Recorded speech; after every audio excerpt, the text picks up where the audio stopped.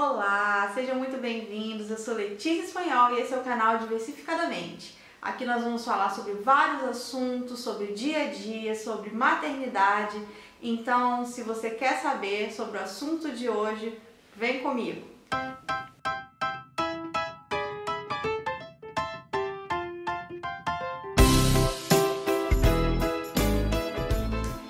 Então, pessoal, este é o meu primeiro vídeo aqui no canal, né? Algumas pessoas me pediram para que eu começasse a fazer os vídeos, contando coisas da minha rotina, coisas da minha vida, e eu escolhi por tema aborto espontâneo, o meu relato.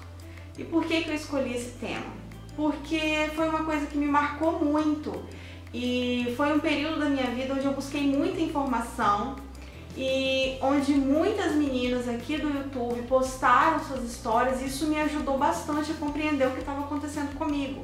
Então eu quero dividir com vocês como foi que aconteceu comigo, porque se você estiver passando alguma coisa parecida ou conhecer alguém que está passando por isso, você também vai poder ajudar, tá bom? Bom, a minha história é a seguinte: eu nunca senti assim que eu tinha um instinto de maternidade muito aguçado. Então, filhos era um assunto que não era muito corriqueiro dentro da minha casa com o meu esposo. A gente, quando casou, decidiu que ia engravidar com 6 anos de casado. Mas, passado esse tempo, a gente viu que ainda não era o nosso momento. A gente ainda queria conquistar muitas coisas, dentre elas a casa própria, que é o sonho de grande parte dos brasileiros, né? Então, assim que eu consegui realizar esse sonho, que eu comprei a minha casa, eu decidi que era o momento da gente começar a falar nisso. Então, no ano de 2015, eu comecei a tentar engravidar. Na verdade, eu parei o anticoncepcional, decidi fazer essa pausa para limpar o organismo, eu entendi assim, e fiquei por alguns meses sem começar a tentar, né, só deixando de lado o anticoncepcional. E aí, quando eu comecei a tentar efetivamente, eu não demorei muito a engravidar. Eu demorei pouquinhos meses, eu acho que uns 3 meses, e logo engravidei. Eu engravidei em junho, eu descobri que estava grávida em junho de 2016. Eu parei de tomar esse anticoncepcional em novembro de 2015. Então, fiquei alguns meses, né, para limpar o organismo, e em junho eu consegui o meu positivo. E aí eu fiquei muito feliz, porque achei que foi até rápido, né, e resolvi que eu iria fazer uma surpresa pro meu marido e eu não iria contar pra ele antes dos 3 meses. Então eu planejei que eu iria fazer uma surpresa pra ele em agosto, na Semana dos Pais, contando sobre a minha gravidez. Eu não tinha experiência e noção de nada. Eu não sabia o que era uma gestação, não tinha me debruçado muito a estudar sobre como seria essa gestação, como seria o início, enfim. Fui leiga de tudo, crua, sem informação alguma. Então eu comecei a sentir aquele mal-estar da gravidez que muitos de vocês já conhecem, os enjoos, né? Senti o inchaço abdominal, sonolência, muito cansada. Fiquei, mas sabia que tudo aquilo já era realmente da gravidez. Então, em determinado momento, eu comecei a sentir umas cólicas. Aí eu fui pra internet, fui pro nosso amigo Google pesquisar do que se tratava aquilo. E aí eu li que isso na verdade era a implantação do embrião no útero, que realmente ia dar um pouquinho de cólica. Beleza, fui passando por aquilo, estava me sentindo muito mal mesmo, muitos enjoos. E em determinado momento, eu comecei a sentir, né, em um dia especificamente, uma segunda-feira, eu comecei a sentir o meu corpo meio febril, uma sensação muito esquisita. Mas eu imaginei, bom, é um corpo estranho dentro do meu corpo, então a gente tá se adaptando um ao outro, né? Isso deve ser normal. E aí naquele dia, já pulei um pedacinho, que eu tive um pequeno sangramento que era meio que uma borrinha, meio amarronzado, né? para ilustrar para vocês, meio de uma corzinha assim, um pouquinho mais escuro de um café com leite. E aí eu li na internet que se tratava da anidação. E achei, tudo bem, tá normal, é isso mesmo, é isso que vai acontecer. E um pouquinho, gente. Desculpa, gente, um barulhinho atrapalhou, então já retornamos. Então, parei na anidação. E aí, naquele período, eu imaginei que estava tudo bem, porque era somente a anidação que estava acontecendo. E aí, naquele dia que eu me senti meio febrilzinha, meu marido lembrando vocês que ele ainda não sabia da gestação, e naquele momento, eu me senti tentada a falar pra ele, mas falei, não vou estragar a surpresa, né? E aí, na minha cabeça tava tudo bem, tava tudo certo, então dei uma geral na minha casa naquele dia. À noite, eu dei uma saidinha com ele, nós fomos à igreja, né? E aí quando eu voltei, eu realmente estava muito mal. E aí eu falei pra ele, olha, eu vou me deitar, que eu não tô me sentindo bem. Não especifiquei pra ele o assunto, fui me deitar. Durante a madrugada, as minhas cólicas aumentaram. Aí eu senti vontade de fazer pipi. Aí eu fui ao banheiro, quando eu cheguei ao banheiro e me sentei, a cólica ela foi meio que mais violenta. Pra quem já sofreu com cólica no período menstrual, com aquela cólica mais pesada, eu comecei a sentir aquela sensação e pensei, gente, não é possível, será que a cólica é assim mesmo? E aí eu fiz meu pipi e quando eu me enxuguei, tinha sangue no papel. E aí eu entrei em desespero. Quando eu olhei dentro do vaso, eu vi uma bolinha bem pequenininha misturada com sangue. E aí eu entendi que eu tinha sofrido um aborto espontâneo. Naquele momento, eu só conseguia pensar no meu marido, em como ele iria sofrer por eu ter escondido dele e agora ele saberia dessa paternidade, já sabendo que não seria mais pai. Então foi um momento muito doloroso para mim. A segunda parte dessa história, pra mim, foi a pior, porque eu acordei ele no meio da madrugada, contei tudo o que tinha acontecido e nós corremos pra maternidade na minha cidade. E não vou citar o nome da maternidade por questão de ética. E ao chegar, eu coletei o material que eu expeli e coloquei num potinho desses que a gente usa pra fazer exame.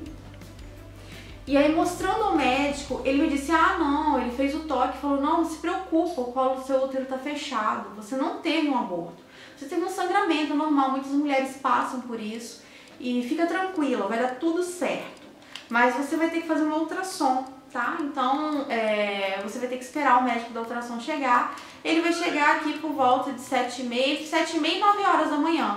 E eu pensei, gente, são 3 horas da manhã, eu vou ficar aqui nessa maternidade esse tempo todo esperando?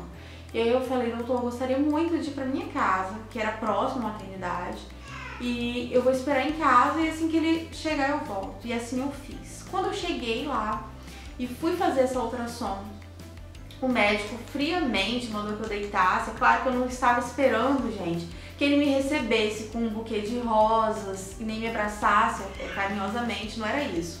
Mas a gente sabe que nesse momento tão delicado da vida da mulher, a gente espera um pouquinho de compaixão, né? E não foi isso que eu vi. Ele friamente me mandou deitar naquela maca e ele fez a ultrassom. E quando ele terminou, eu nunca tinha feito uma ultrassom gestacional, eu não tinha noção do que estava por vir, do que eu deveria ver naquela telinha, eu não sabia de nada. Então ele olhou pra mim e falou bem assim, parabéns, seu útero tá limpinho. E aí eu desabei no choro. Porque até aquele momento ainda havia uma esperança. O médico me disse que o colo do útero estava fechado. E eu saí dali muito chateada, muito triste, chorei muito, pedi muitas desculpas, perdão ao meu marido por ter escondido aquilo dele. E aí a gente resolveu procurar uma ginecologista, né? Pra ver como é que tava, como seria, qual seria o meu próximo passo, né? E aí, gente, que foi assim, o meu terceiro baque. Eu procurei uma ginecologista numa clínica próxima, assim, procurei a que tinha um horário mais próximo para me atender, né? Eu tava tão aflita, queria ouvir alguém me dizer alguma coisa realmente importante a respeito daquilo que eu tava vivendo. E aí, essa ginecologista que me recebeu foi até atenciosa comigo e ela falou pra mim bem assim, olha, não se preocupa, Letícia, você não sofreu um aborto. Posso te garantir, você não sofreu um aborto. O que acontece? Você está no início da gestação e realmente não vai aparecer nada na ultrassom. Gente, vocês têm noção do que isso foi pra mim? Eu fiquei tão feliz e o meu marido saiu daquele consultório passando a mão na minha barriga e já chamando o bebê de apelido carinhoso. E a gente voltou pra casa. Antes de eu sair, ela me deu um pedido de exame e falou bem assim, olha, você vai fazer o beta-HCG, para quem não sabe, que é o exame que vai testificar a porcentagem do hormônio no seu organismo para saber se você de fato está grávida. Você vai fazer esse exame e vai trazer para mim, na próxima consulta eu vou te dar maiores orientações sobre essa gravidez. E assim eu fiz, eu saí de lá, claro, correndo, colhi o exame e fiquei em casa de dedo cruzado, torcendo, pedindo a Deus para que tivesse tudo bem com o meu bebê. E aí eu pego aquele resultado de exame, é claro, né, gente, que eu não ia levar o resultado de exame fechado para que ela visse. Eu estava muito curiosa. Quando eu abro o exame, eu olhei aquele quantitativo, assim, mas eu não entendi nada. Será que eu tô? Eu não tô? O que eu faço agora? E aí eu fui pesquisar na internet que existe um exame que ele não é quantitativo, ele é qualitativo. O que eu fiz era quantitativo, via a quantidade do hormônio, e o qualitativo ia me dizer se era positivo ou negativo. Ah, eu corri pro laboratório, fiz um novo exame, peguei o resultado e estava negativo, é claro. Eu não estava mais grávida. Eu chorei muito, fiquei muito decepcionada com aquilo. Aquilo tudo aconteceu na semana de um casamento de uma pessoa muito importante pra mim. Então eu limpei o rosto de toda lágrima e fui resolver o que eu tinha pra resolver daquele casamento, né? Que era de uma familiar. E comprei roupa, comprei sapato e fui ao casamento com muitas dores. É claro, gente, que eu repousei tudo que eu pude, tá? Eu tô falando que eu saí pra comprar, mas eu não saí a louca do shopping não, tá? Eu fui num lugar certo, comprei o que eu tinha, o que ainda faltava comprar, resolvi a minha vida. No sábado, eu fui pra este casamento, porque eu não podia deixar de ir, o meu marido era o celebrante do casamento, não tinha como não ir. E eu fui para o casamento e com um pouco de cólica ainda. Então, gente, nessa parte eu quero dizer pra vocês, é sim muito importante manter repouso depois do aborto. Eu senti muitas cólicas, muitas mesmo, porque o seu corpo ele vai expulsar qualquer coisa que ainda tem, o seu útero vai limpar, né, para que futuramente você possa tentar novamente. Então, o meu relato de aborto e a minha história de aborto, ela vem aqui para dizer para você que sim, é um momento doloroso na vida da mulher. É um momento que nós precisamos de apoio.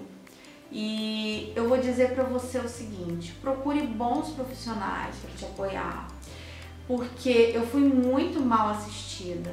Aquela médica não poderia ter falado para mim daquela maneira.